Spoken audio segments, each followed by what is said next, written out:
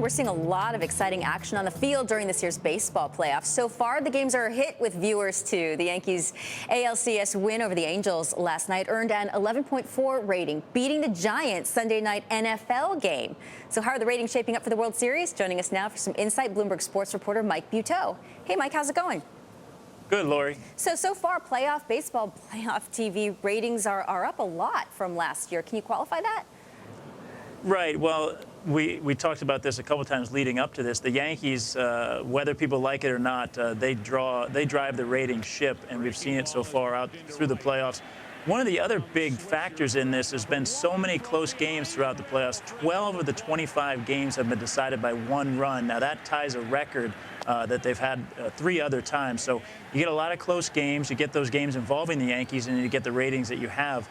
Interesting, though, last night, as you pointed out, we had the Yankees game going up against the Giants, kind of a battle of New York. The Giants were 5-1. They have a huge fan base, but that fan base kind of diminishes when you have the Yankees with a chance to clinch a spot in the World Series. And we saw that in the ratings. The Yankees get an 11.4, and the Giants got a 10.4. So still pretty close, but absolutely most eyeballs were watching the Yankees win over Los Angeles to get into the World Series. First time since 2003, so that's obviously where a lot of the interest is. What else could you point to broader economic conditions for the spike in sports ratings? In other words, maybe more people staying home, keeping their pocketbooks a little tighter, close to vest, considering challenges? Certainly. Yeah, absolutely. And, you know, I saw a story recently about home movie rentals being up. Of course they're up because people are staying home. They're not going out to the games. You might have, I mean, these games are sold out. People are still going to the sporting events, but they may not be going out to a Sunday dinner. They may not be going out to the movies. So there are probably a lot more homebodies sitting there watching the games. There's a lot of number of factors here. It's tough to pinpoint the exact reason, but you can certainly say that the Yankees are one of the main reasons. Now, it'll be interesting, Yankees, Phillies. They're both major market teams, yet not probably the dollar signs aren't shining as brightly had it been a Yankees-Dodgers series, correct?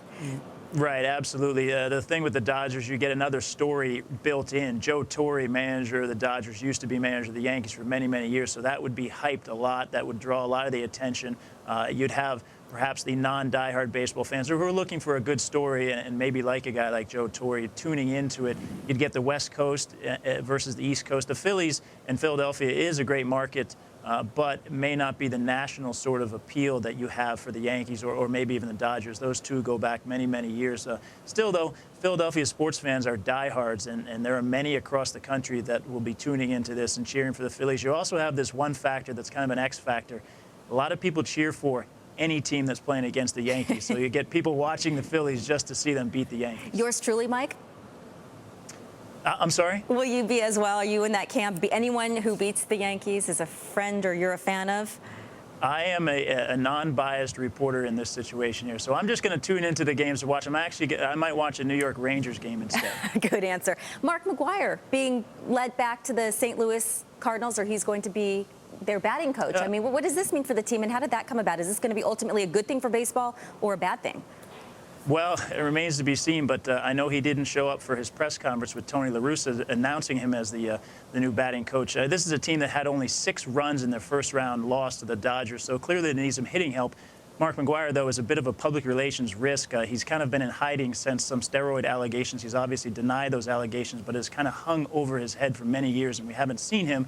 Tony La Russa, the manager, good friends with him, brought him back to be the hitting coach. Will have to remain to be seen what goes on with this as we go forward to next season. Bloomberg sports reporter Mike Buteau, thanks a lot. Thanks, Lori.